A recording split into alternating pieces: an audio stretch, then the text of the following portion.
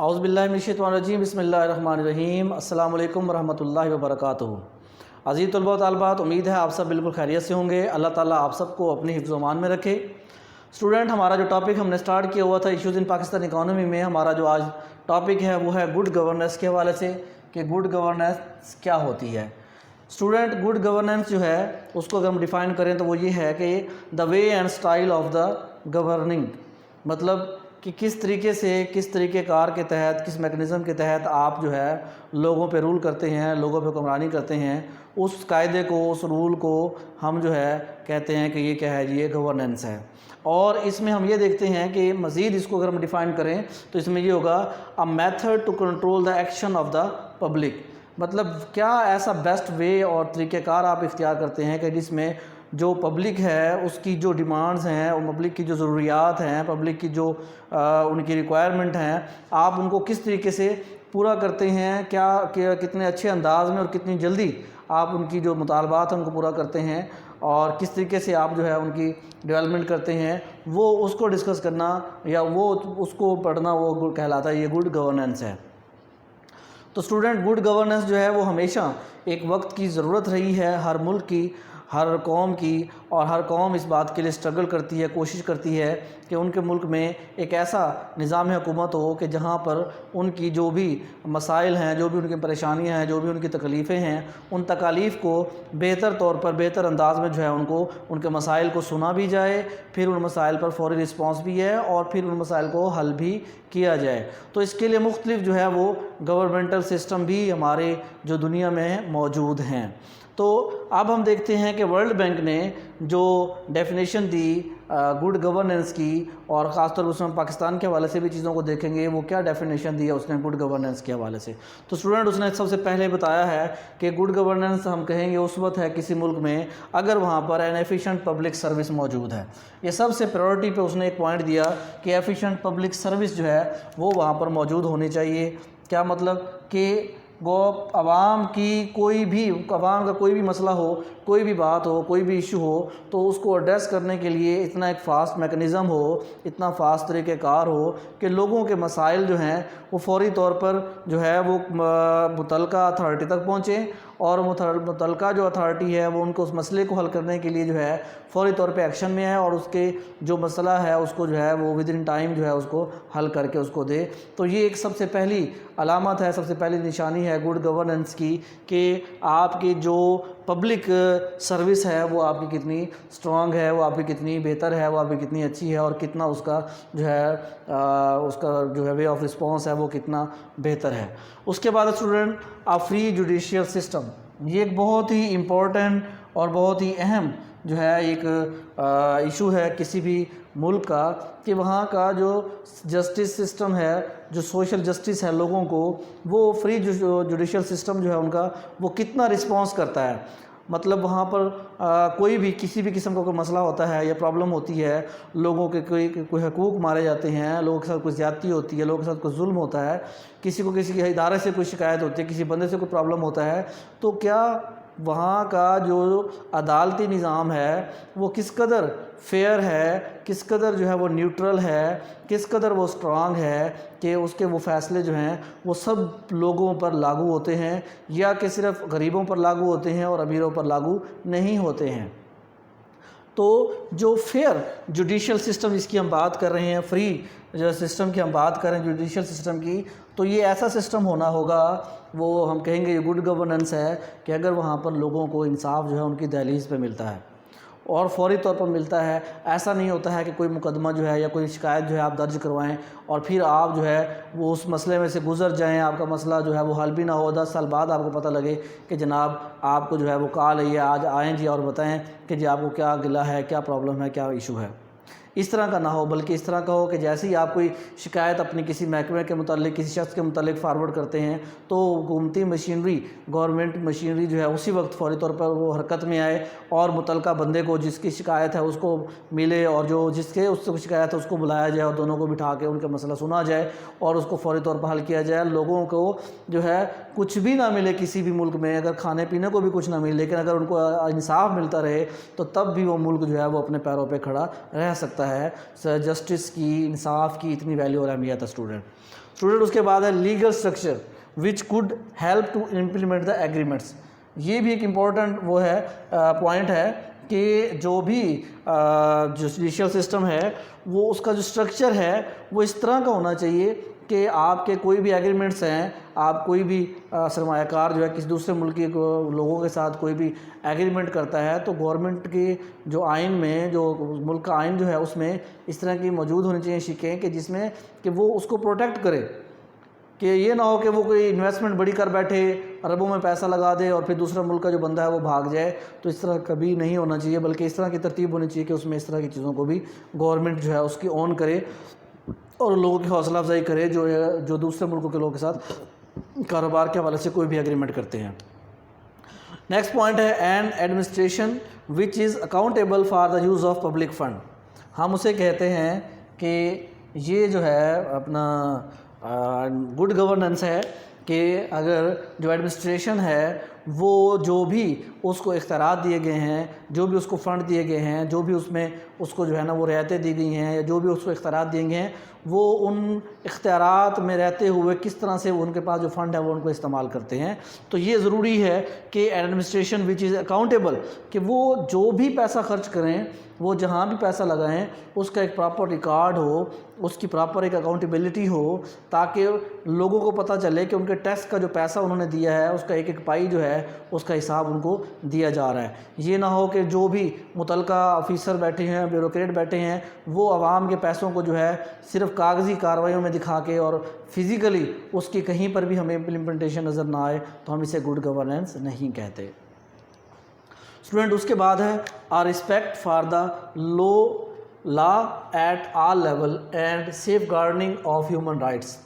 یہ ایک امپورٹنٹ پھر ایک پوائنٹ آیا ہمارے پاس کہ گڈ گورننس جب کسی ملک میں ہوتی ہے تو وہاں پہ قانون کی عزت کی جاتی ہے. وہاں کے قانون جو بنائے جاتے ہیں سب لوگ عزت دینے سے مراد یہ ہے کہ سب لوگ ان قوانین کو فالو کرتے ہیں.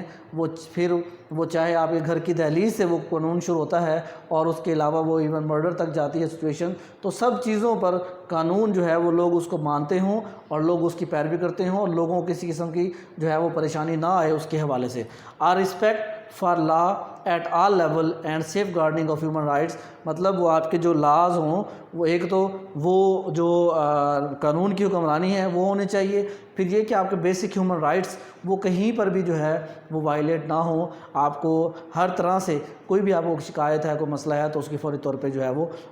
سنا جائے اس کو اور اس کو حل کیا جائے. تو قانون کی حکمرانی ہم دیکھ سکتے ہیں کہ ہمارے جو بھی اسلامی حکومتیں گزری ہیں ان میں جب تک قانون کی حکمرانی رہی ہے تو انہوں نے جو ہے وہ پوری دنیا پہ حکمرانی کی ہے, اور جس وقت قانون کی حکمرانی نہیں رہی اور انہوں نے مختلف درجات بنا لیے, مختلف کیٹیگریز بنا لی کہ جب بھی قانونی کی کوئی بات آتی امپلیمنٹیشن کی تو غریبوں پہ وہ لاگو ہوتا تھا, امیروں پہ لاگو نہیں ہوتا تھا. جن کے پاس اتھارٹی یا اختیارات ہوتے تھے وہ اپنا کام نکلوا لیتے تھے, اور جن کے پاس اتھارٹی اختیارات نہیں تھے وہ بیچارے میرٹ پر ہونے کے باوجود جو ہے وہ ان بیچارے ذلیل اور رسوا ہوتے تھے. تو یہ ایک وجہ ہے کہ اگر گڈ گورننس ہے کسی ملک میں تو اس میں یہ پوائنٹ بھی دیکھا جاتا ہے کہ وہاں پہ قانون کی کیا عملداری ہے, قانون کتنا وہاں پہ اسٹرانگ ہے, کتنا جو ہے لوگوں کے اندر اس کی اویئرنیس ہے اور لوگ اپنے اس ملک کے قانون کو جو ہے وہ فالو کرتے ہیں اور کس قدر خوشی سے فالو کرتے ہیں اس کو. اسٹوڈنٹ اس کے بعد نیکسٹ پوائنٹ ہے the existence of autonomous institution structure and free press.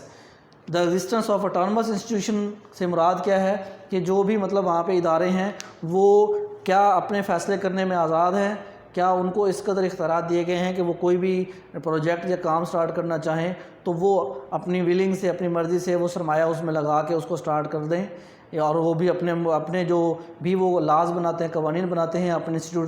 Institution سے ریلیٹڈ, کیا اس کی کوئی ویلیو ورتھ ہے, کیا وہ جو بھی قانون بناتے ہیں اس کو ملک جو ہے اس کو اون کرتا ہے, اس ملک میں اس کے لیے کیا مطلب عملداری ہے اس چیز کی. تو یہ the existence of autonomous institutional structure and free press, مطلب لوگوں کو فری پریس سے مراد یہ ہے کہ لوگوں کو اپنی رائے جو ہے آزادی اظہار رائے وہ موجود ہے یا نہیں ہے, کہ لوگوں کو اگر کوئی مسئلہ ہے یا کوئی بات ہے یا کسی بھی محکمے سے یا کسی بھی گورنمنٹ سے کوئی شکوہ شکایت ہے تو وہ اس کو بانگ دہل جو ہے وہ اخبار میں یا کہیں بھی اپنی رائے کا اظہار کر کے اپنے اس غصے کو جو ہے وہ شو کر سکتا ہے. تو یہ مطلب فری آزادی ہونی چاہیے. یہ نہیں ہے کہ اگر کوئی بھی گورنمنٹ کے کسی محکمے کے خلاف یا کسی گورنمنٹ کے خلاف کوئی بھی ایکشن لیتا ہے یا کوئی بھی ریئیکشن دیتا ہے یا کوئی بھی شکایت کرتا ہے تو پھر اس شام سے پہلے گھر سے غائب ہو جائے, یا یہ کہ اس کو جو ہے وہ اور مختلف قسم کے جو ہے ذریعے سے اس کو ٹارچ کیا جائے یا تنگ کیا جائے. تو یہ گڈ گورننس کے کچھ پوائنٹ تھے جو ورلڈ بینک نے جو ہے وہ بتائے تھے. ان سب کو سامنے رکھتے ہوئے ہم کہہ سکتے ہیں کہ گڈ گورننس سے مراد کیا ہے کہ sound developmental administration. Good governance سے مراد کیا ہے کہ ساؤنڈ ڈیولپمنٹل ایڈمنسٹریشن, ایک ایسی ایڈمنسٹریشن جو پورے ملک کے ہر ایک شعبے پر اپنے اختیارات رکھتی ہے اور پھر ان کی ڈیولپمنٹ اور ان کی گروتھ اور ان کی بہتری اور ان کی جو ہے ترقی کے لیے ہر وقت کوشاں ہے, اور معیشت کے تمام شعبے اور جو پولیٹکس کے تمام شعبے تو جو ہیں وہ اس میں اندر انوالو ہیں, بیوروکریسی کے تمام شعبے اس کے اندر انوالو ہیں, تو ہی جو ہے ہم اسے کہیں گے کہ یہ کیا ہے, یہ گڈ گورننس ہے. تو یہ پوائنٹ تھے جو ورلڈ بینک نے جو ہے وہ گڈ گورننس کے حوالے سے دیے. ہم پاکستان کے حوالے سے بھی ان کو ڈسکس کر سکتے ہیں کہ پاکستان میں پھر کیا مسائل ہیں, ہمارے ہاں گڈ گورننس کے نہ ہونے کی وجہ کیا ہے. اس میں کچھ پوائنٹس میں آپ کو بتاتا ہوں کہ سب سے پہلے گڈ گورننس پاکستان میں نہ ہونے کی جو وجہ ہے وہ یہ ہے کہ ہمارے ہاں سینٹرلائزیشن آف پاورز ہے. کیا مطلب کہ ہمارے پاس جو ہے وہ لوکل لوگوں کے پاس اختیارات نہیں ہیں, بلکہ یا تو پروویژنل صوبوں کے پاس اختیارات ہیں اور بے تحاشا اختیارات ہیں, یا پھر جو ہے وہ فیڈرل گورنمنٹ جو ہے اس کے پاس اختیارات ہیں. اس کا وجہ یہ ہے کہ وہ گورنمنٹ اتنی اسٹرانگ ہو جاتی ہے, اس کے ادارے کے لوگوں کے پاس اتنے اختیارات آ جاتے ہیں کہ وہ پھر عام لوگوں کا جو ہے وہ استحصال کرنا شروع کر دیتے ہیں. جب یہ پوزیشن آتی ہے, جب یہ صورتحال آتی ہے,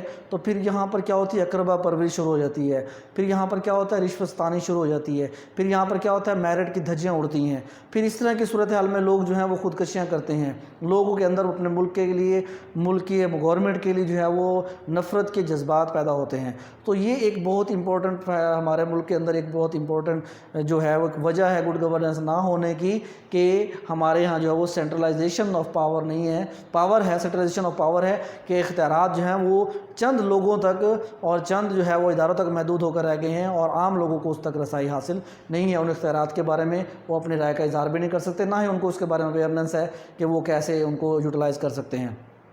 سیکنڈلی ہے ریڈیوس پارٹیسپیشن آف لوکل. یہ مطلب کہ اس کی وجہ کیا ہے, سینٹرلائزیشن آف پاورز کی وجہ سے کیا ہو رہا ہے کہ لوگوں کو, عام پبلک کو اپنے رائٹس کا پتہ نہیں ہے, عام پبلک کو اپنے حقوق کا پتہ نہیں ہے. پھر عام پبلک کے ساتھ جو بھی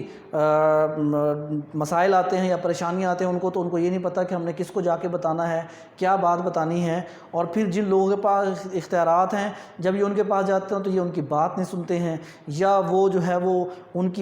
کی جو مسائل ہیں اس کو حل کرنے کے بجائے جو غلط لوگ ہیں ان کے ساتھ مل کے ان کو مزید ڈی مورلائز کرتے ہیں, ان کو مزید جو ہے وہ تنگ کرتے ہیں. تو اس وجہ سے یہ ہے کہ ضرورت ہے اس بات کی کہ ہم جو اختیارات ہیں, یہ جو ہم دیکھتے ہیں بلدیاتی انتخابات ہوتے ہیں, تو وہ کس لیے ہوتے ہیں, وہ اس لیے ہیں تاکہ جو اختیارات ہیں وہ نچلے لیول تک لوگوں کو تک جائیں. ہم دیکھتے ہیں اس میں جناب مختلف قسم کے ممبر بنتے ہیں, کوئی مزدور ممبر بن رہا ہوتا ہے, کوئی جو ہے کسی اور قسم کا ممبر بن رہا ہوتا ہے, کوئی. تو اس طرح سے یہ اختیارات دیے جاتے ہیں ان کو, یہ صرف ممبر ہی نہیں ہوتے بلکہ ان کو اختیارات دیا جاتا ہے تاکہ یہ مقامی طور پر لوگوں کے جو مسائل ہیں ان کو سنیں اور پھر ان مسائل کو ان کو حل دیں. تو گڈ گورننس کے لیے ضروری ہے کہ مقامی سطح پر لوگوں کو جو ہے وہ اختیارات دیے جائیں.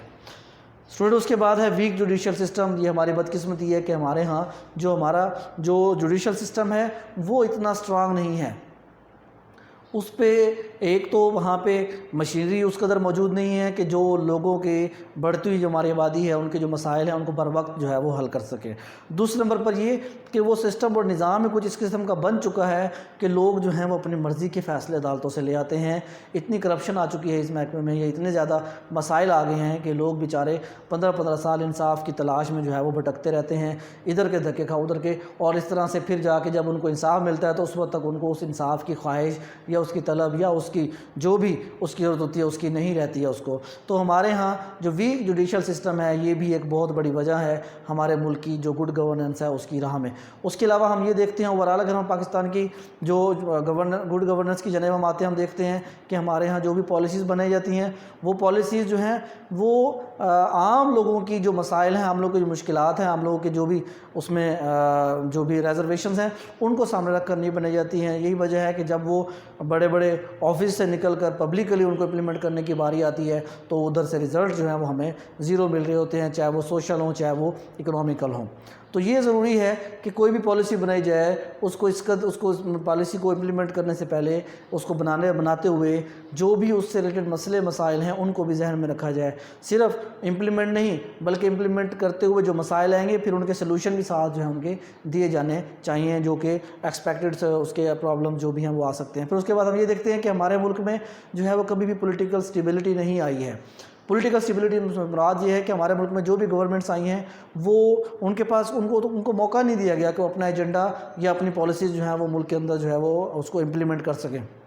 یا اگر ان کو موقع ملا بھی ہے تو ان کے پاس وہ اختیارات نہیں تھے، یا ان کے پاس وہ اس طرح کے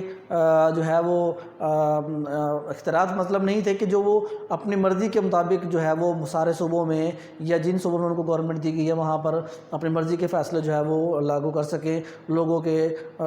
تعلیم میں، صحت میں، مختلف اور شعبہ جات میں جو ہے وہ چینجز یا تبدیلیاں لے کے آ سکے۔ اس میں مختلف قسم کے ہرڈلز یا رکاوٹیں تھیں۔ پھر اس میں ہم یہ دیکھتے ہیں کہ ملٹری جو رول ہے ہمارے ملک میں وہ بہت زیادہ رہا ہے۔ ملٹری رول جو ہے اس نے ہماری جو اکانومی ہے یا جو ہمارے جو خاص طور پہ ہماری جو پولیٹیکل ساکھ ہے اس کو بہت زیادہ نقصان پہنچایا ہے۔ ہم یہ بدقسمتی یہ ہے کہ اگر ہم بیٹھ کے انالائز کرتے ہیں کہ کتنا ہمارے ہاں جمہوریت رہی ہے اور کتنا عرصہ ڈکٹیٹرشپ رہی ہے تو ہماری ڈکٹیٹرشپ کے ایئرز زیادہ ہیں، قطع نظر اس بات کی کہ وہاں ڈیولپمنٹ بھی ہوئی ہے، ترقی بھی ہوئی ہے، سب کچھ ہوئی ہے، لیکن اس کے باوجود ہمارے ہاں جو ایک آزادی رائے ہے وہ ہم اس دور میں نہیں کر سکتے ہیں، اس میں اس طرح کے مسائل ہوتے ہیں۔ تو اس لیے ضروری ہے کہ ہم جو ہے وہ گڈ گورننس جو ہے اس کی جانب جائیں، اور اس کے لیے جو مختلف جو بڑے بڑے اکانومسٹ ہیں یا بڑے بڑے جو پولیٹکس میں لوگ ہیں، بڑے بڑے تجربہ کار، وہ یہ کہتے ہیں کہ آپ کے ملک کے اندر گڈ گورننس اس وقت آئے گی، کوئی بھی ملک ہے دنیا کا، کہ جب اس کے انسٹیٹیوشن سٹرانگ ہوں گے۔ تو انسٹیٹیوشنز جو ہیں وہ کون سے بڑے انسٹیٹیوشنز ہیں ہمارے ملک کے، اور کس طرح سے وہ ہماری گڈ گورننس میں اپنا رول پلے کر سکتے ہیں، وہ ہم انشاءاللہ اگلے لیکچر میں ڈسکس کریں گے۔ تو اسٹوڈنٹ آج کا جو ہمارا لیکچر ہے وہ گڈ گورننس کے بارے میں ہے۔ گڈ گورننس کیا ہے کہ the way and the style of governing ہے۔ پھر ہم نے دیکھا method to control the action of the public, اور اس میں ہم ورلڈ بینک کے جو پوائنٹس تھے گڈ گورننس کے حوالے سے ہم نے وہ ڈسکس کیے۔ پھر پاکستان میں جو مسائل ہیں گڈ گورننس کے حوالے سے وہ ہم نے جو ہے وہ مختصر آپ سے ڈسکس کیے ہیں۔ تو یہ کچھ ڈیٹیل تھی جو میں نے آپ سے ڈسکس کی ہیں۔ انشاءاللہ اگلا جو ہمارا لیکچر ہے بچوں وہ role of institution in development ہے، اس کو ہم انشاءاللہ ڈسکس کریں گے، اور اس کے ساتھ ہی ہمارا چیپٹر نمبر 5 جو ہم نے اسٹارٹ کیا ہوا تھا یہ اپنے اختتام کو پہنچے گا۔ اس وقت تک ہمیں اجازت دیجیے۔ اللہ تعالیٰ آپ سب کو اپنے حفظ و امان میں رکھے۔ اللہ حافظ۔